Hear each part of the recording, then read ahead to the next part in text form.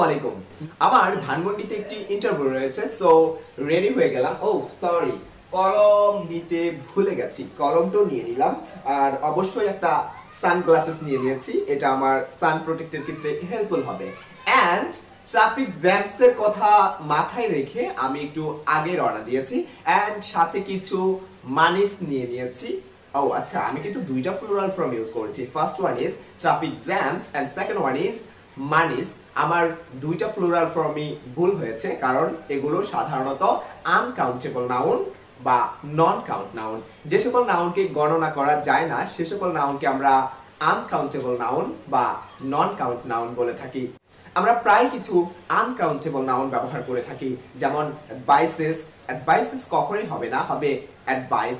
Feedbacks, feedbacks কখনো হবে না, হবে ফিডব্যাক। ফার্নিচার্স, ফার্নিচার্স কখনো হবে না, হবে